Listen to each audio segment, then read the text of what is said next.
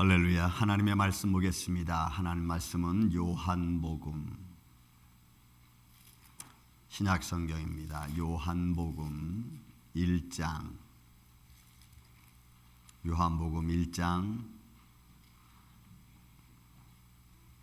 13절 14절에 있는 말씀입니다. 요한복음 1장 제가 봉독해 올립니다. 이는 혈통으로나 육적으로나 사람의 뜻으로 나지 아니하고 오직 하나님께로부터 난 자들이니라. 말씀이 육신이 되어 우리 가운데 거하심에 우리가 그의 영광을 보니 아버지의 독생자의 영광이요 은혜와 진리가 충만하더라. 아멘. 기도합니다. 예수님 감사합니다. 오늘 이렇게 2022년도 성탄절을 맞이하게 해주심을 주님 감사합니다. 오늘 우리를 향하여 오신 예수 그리스도를 찬양하며 기뻐하며 즐거워할 수 있는 복된 시간 되게 하여 주옵소서. 생명의 말씀을 주심을 감사합니다. 이 말씀으로 같이 은혜를 나누고자 하오니 종의 입술과 생각과 마음을 친히 주관하여 주옵시고 성령이 이 시간에 우리의 심령마다 충만케 하옵소서. 주님만이 홀로 영광 받으시옵기를 원하옵고 사랑이 많으신 예수님의 이름으로 기도하옵나이다. 아멘. 할렐루야. 여러분들이 앞뒤 좌우에 계신 분들하고 우리 이런 인사 나눕시다. 예수님이 우리를 위하여 오셨습니다. 이렇게 성탄절 메리 크리스마스 말고 예수님이 우리를 위하여 오셨습니다. 우리 한 번 더 앞뒤 좌우에 계신 분들하고 예수님이 우리를 위하여 오셨습니다. 아멘. 네. 감사합니다. 오늘은 우리 어린아이들과 같이 예배드리게 돼서 고맙습니다. 어린아이들이 또 어린들의 예배도 같이 보고 조용하면서 예배드릴 수 있는 그런 모습 배우는 것도 좋습니다. 자, 오늘은 여러분 성탄절 맞이했는데 우리 기쁘고 즐거운 날이죠. 그래서 오늘 행사가 좀 있습니다. 여러분 혹시 조금 시간이 늦더라도 한 12시 한 반 정도는 끝날 겁니다. 이제 시작해서 이제 설교 끝나고 아이들 좀 우리 준비한 거 좀 행사하고 그때 여러분 좀 여러 가지 좀 부족하고 연약한 가운데서 우리 같이 준비했으니까 같이 역시 박수 쳐주고 기뻐할 수 있는 그런 시간 됐으면 합니다.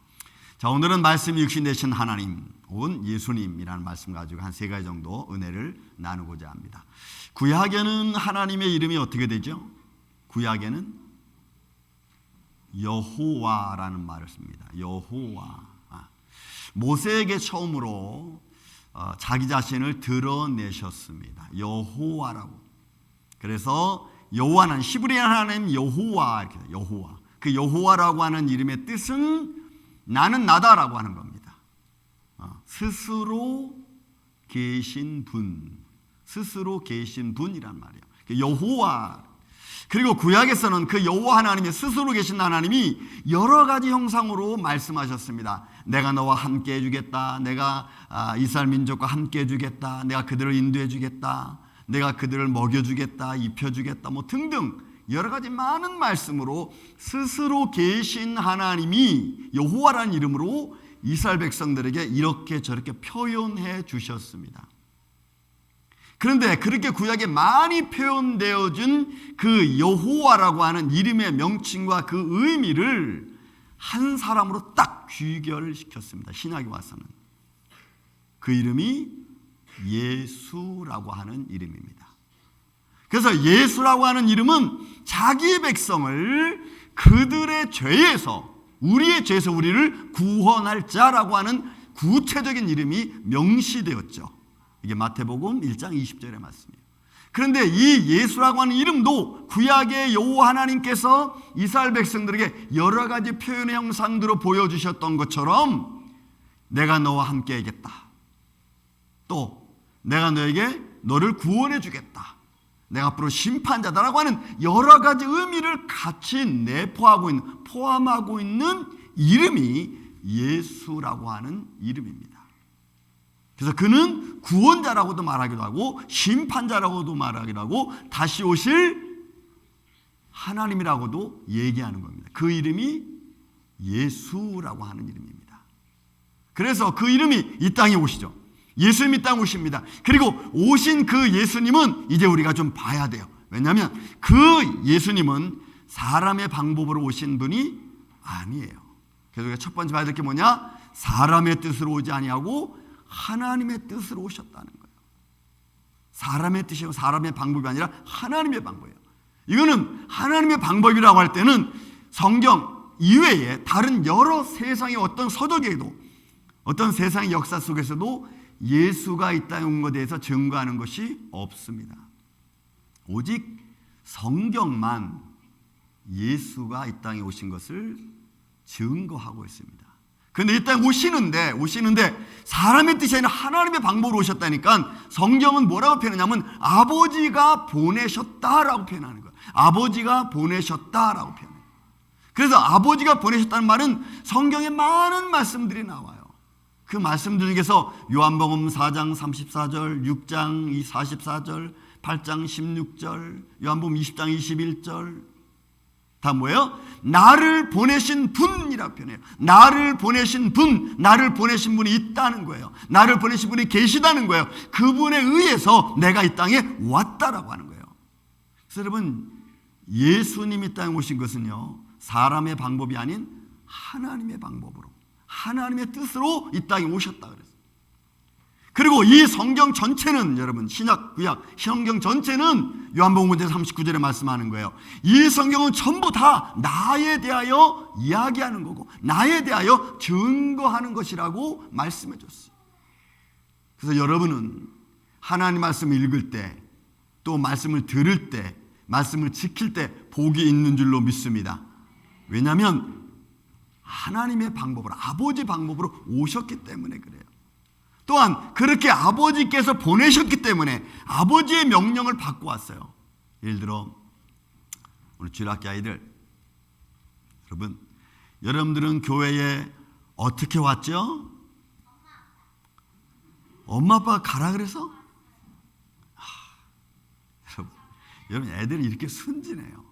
믿음은 둘째 문제고 일단 뭐라고 해요? 엄마 아빠가 야 너 빨리 가서 연극해야지. 이게 우선이야. 거기에는 다른 어떤 것도 없어. 여러분 이게 순수한 마음이야. 예수님도 자기 의견이 아니야. 아버지가 보내신 거야. 근데 그 가서는 뭐 하라 그러냐면, 가서 뭐 했냐면 너 연극해, 너 가서 노래해.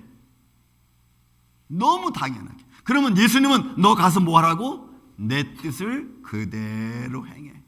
내 뜻대로만 해. 그래서 성경은 예수님이 땅에 오셔서 하신 말씀이 있습니다. 주님 오셔서 하신 말씀이 뭐냐? 내가 아버지의 뜻을 행하려고 이 땅에 왔다라고 정확하게 말씀하고 있어요. 그래서 성경에 보면은 요한복음 6장 38절에 말해요. 나를 보내신 분의 뜻을 행하려고, 나를 보내신 분의 뜻을 행하려고 내가 이 땅에 왔다라고 해요. 그 행함은 뭐예요? 우리의 죄를 씻어주시는 거예요. 여러분, 우리의 죄를 씻어주시는 거예요. 그리고 씻어준 걸 끝난 게 아니고 그 씻어준 하나님의 사람들을, 하나님의 자녀들을 내가 나 있는 곳에 내가 데리고 오겠다라고 말씀하세요. 여러분 이 말씀은 너무너무 중요한 말씀입니다. 많은 사람들 중에 예수님이 겟세마네 동산 기도하실 때 뭐라 그러냐면 많은 사람들 중에 아버지가 내게 주신 자라고 표현했어요. 내게 주신 자. 그를 나 있는 곳에 있게 하겠다고 주님이 친히 말씀하신 거예요. 그래서 예수님은 자기 뜻대로 한 방법이 없어요. 자기 뜻대로 하지 않았어요. 요한복음 5장 19절에 우리에게 표현해 주고 있습니다. 뭐라고 표현하냐면 아들은 아버지께서 하시는 것을 보는 대로 따라할 뿐이라 그랬어요. 보는 대로, 아버지가 하시는 대로, 아들은 아버지가 하는 대로 그대로 할 뿐이라 했어요. 왜 그러냐면 아버지가 보냈는데 아들 마음대로 해버리면 아버지 뜻하고 아들 뜻이 안 맞는 거예요. 그래서 예수님은 아버지가 하시는 대로 나도 하고 아버지가 원하시는 대로 내가 한다. 여러분 이것은 인류 구원사 역사 속에서, 성경 역사 속에서 한 번도 틀린 적이 없어요. 하나님께서 그렇게 보내셨고 또 말씀하신 대로 그대로 준행하시죠. 여기 아주 중요한 의미가 있습니다. 그래서 그 일을 행하기 위해서 이 땅에 이제 육신의 몸을 입고 오시는 거예요. 우리가 두 번째 받을 게 뭐냐? 오늘 본문의 말씀. 이는 혈통으로나 육적으로 사람의 뜻으로 나지 아니하고 오직 하나님께로부터 났다고 했습니다. 근데 두 번째로 보니까 말씀이 육신이 되었다라고 했어요. 말씀이 육신이 되었다. 여러분, 이것은 너무너무 중요한 일이에요. 왜냐하면 두 번째로 봐야 될 게 뭐냐면 죽음을 통해서 육신으로 오신 예수님을 우리가 알 수가 있어요. 에이, 예수님이 어떻게 육신을 통해서 오셨어? 우리가 어떻게 알아? 그 증거가 뭐야? 라고 사람들이 말할 수 있는데, 여러분, 역사 속에서 육신으로 오신 예수님을 증거할 수 있는 방법 중에 하나가 여러분 죽음입니다. 십자가의 죽음이에요. 이 말씀이 육신이 됐다는 얘기는 세상 그 어떤 곳에서 문헌에서도 찾을 수 없어요. 그런데 최근에 책을 하나 낸 사람이 있습니다. 여러분, 리 스트로벨이라고 하는, 여러분 이 사람은 원래는 기자 출신입니다. 편집자였습니다. 이 스트로벨이라는 사람이 낸 책 중에 여러 가지 많은 책이 있는데, 예수는 역사라고 하는 책이 있어요. 예수는 역사다. 근데 이분이, 이 스트로벨이라는 사람이 이 책을 쭉 써내려가면서 페이지 258페이지 정도 가면, 56에서 58페이지 가면은 거기에 이런 글을 썼어요. 십자가에서 당하시는 고통이 얼마나 처절했고, 그리고 그 십자가에 달렸을 때 받았을 때 그 상처, 그 죽음의 상처, 십자가에 겪었던 상처, 고난의 상처가 얼마나 컸던지를 법의학적 측면으로 쫙 기술했어. 그 법의학적 측면에서 기술했던 사람은 알렉산더 메드럴 박사라고 있어요. 캘리포니아 대학교 이런 과학자예요. 캘리포니아 대학의 연구 과학자인데, 이 사람이 법의학적 측면에서 예수님이 십자가 고통에서 얼마나 심하게 당했는지, 얼마나 그 아픔이 심했는지 여러분 너무나 자세하게 기술을 했어요. 저는 이 리 스트로벨의 책을 보고 상당히 참 놀랐습니다. 다시 한번 생각하게 됐어. 그 고통의 방법이, 그 고통의 그 의미가 얼마나 크게 다가왔는지. 그래서 그 죽음의 모습을 바라보면서 우리 뭘 느끼느냐? 다른 거 없어요, 여러분. 예수 그리스도의 역사성입니다. 그분의 역사성. 그분이 이 땅에 오셔서 육신의 몸을 입고 오셔서 어떤 고통을 당하셨는지 우리에게 증거해 주는 장면 중에 하나예요. 또 하나는 이 죽음을 통해서 우리가 알 수 있는 그 역사적인 사건 중에 또 하나는 그가 친히 이 땅에 오셨다는 사건 속에서 우리가 눈으로 보았다는 거예요. 우리가 친히 우리 손으로 만진 바 되었다는 거예요. 그래서 예수님의 제자들이 이렇게 표현하죠. 예수님의 제자 요한일서 1장 1절에 보면은 말씀에 관한 우리가 들은 바라 그랬습니다. 사도 요한은 말씀을 들었습니다. 겟세마네 동산에서 예수님과 함께 잠을 잤습니다. 그리고 예수가 이 땅에 오셔서 수많은 기적과 표적을 베푸시는 것을 그들은 보았고 느꼈고 깨달았어요. 그리고 도마는 친히 예수님을 만졌습니다. 여러분, 이것은 예수님을 증거하는 모든 사람들의 증언입니다. 여러분들은 예수님을 어떤 방법으로 증거할 수 있습니까? 아니, 증거하시겠습니까? 여러분이 만난 예수, 여러분들이 깨달은 예수, 과연 그 예수는 어떤 분이실까? 내가 그분을 어떻게 증거할 수 있을까? 여러분, 예수님의 제자들과 그를 믿는 사람들, 그의 죽음을 보았고 부활을 본 사람들은 그대로 증거했어요. 내가 보았다, 내가 만졌다. 여러분, 그 만짐은 그의 삶의 체험적인 겁니다. 성경의 역사는 그대로 우리에게 증거하고 있죠. 그리고 성경 고고학자들이 지금 예루살렘에서, 또는 이스라엘 전체에서, 때로는 터키에서 복음을 증거한 사람들의 자취를 고고학적으로 지금 발굴해내고 있습니다. 여러분, 역사 속에 보면 헤롯의 통치 기간이 나옵니다. 헤롯의 통치 기간은 예수님이 태어난 시기와 맞먹죠. 그래서 그가 이 세계 역사 속에서 BC 33년에 태어나서 BC 4년에 죽었습니다. BC 4년에 죽을 때 예수님이 계셨으니까 예수님의 탄생을 그 시점으로 바라봅니다.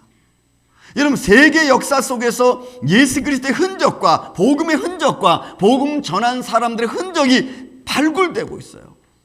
그런 이런 상황 속에서 우리가 어떻게 육신으로 오신 예수님, 이 땅에 오신 메시아, 그 하나님을 우리가 부정할 수 있겠어요? 우리는 내가 믿지 못한다고 성경 고고학에서 나온데도 불구하고 우리는 부정하고 있습니다. 내 삶이 고달프고 내 삶이 힘들다고 예수님을 부정하고 있지는 않습니까? 여러분, 예수님을 믿는 이 아침에 저와 여러분이 되시기를 예수님의 이름으로 축원을 드립니다. 육신으로 오신 예수 그리스도를 내가 믿음으로 고백하는 이 아침에 저와 여러분이 되시기를 저는 예수님의 이름으로 축원을 드립니다. 그런 믿음으로 우리가 나아가는 거예요. 세 번째로 우리가 봐야 될 게 있습니다. 본문에 있는 말씀 보면은 인간에게 영원한 생명과 하나님의 나라가 있음을 보여주시려고 이 땅에 오셨어요. 보세요. 우리가 그의 영광을 보니 그 영광을 봤어요. 여러분, 이 본다고 하는 얘기는 너무너무 중요하다 그랬죠. 왜냐하면 이거는 봄과 동시에 내 마음에 인식되어지고 내가 봄과 동시에 내가 믿어지는 현장을 본다라고 하는 표현의 말입니다. 아버지의 독생자의 영광의 은혜와 진리가 충만하다고 했습니다. 하나님의 나라가 있음을, 영원한 생명이 있음을 보여주시려고 이 땅에 오셨다라고 하는 그 모습 중에 하나가 죽으심과 부활입니다. 이런 부활이에요. 그래서 예수 그리스도의 부활의 문제는 하나님의 나라와 영원한 생명이 있다는 것을 우리에게 보여주는 현실 중에 하나죠. 사도행전 1장 3절에 말씀합니다. 이 부활의 모습을 어떻게 증거합니까? 확실한 많은 증거가 있다 그랬어요.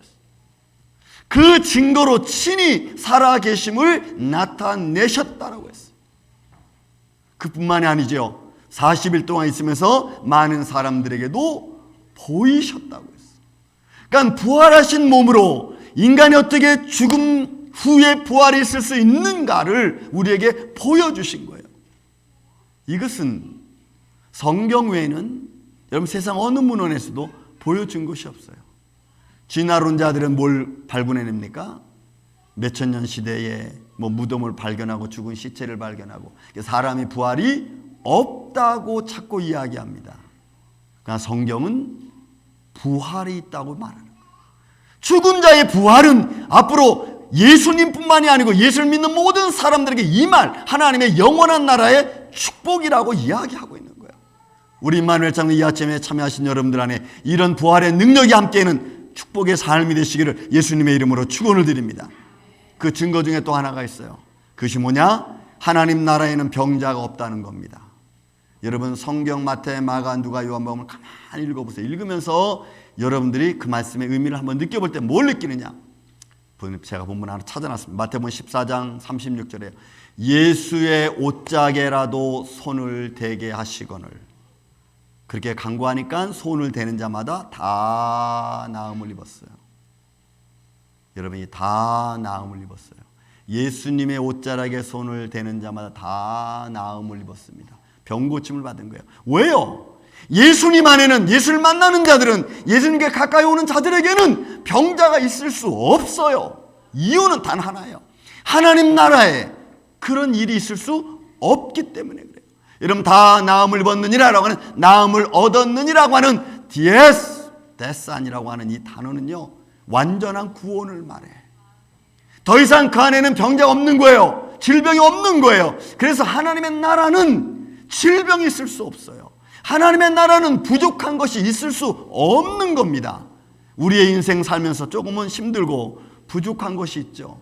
힘든 게 있어요. 그러나 하나님 나라는 있을 수 없어요.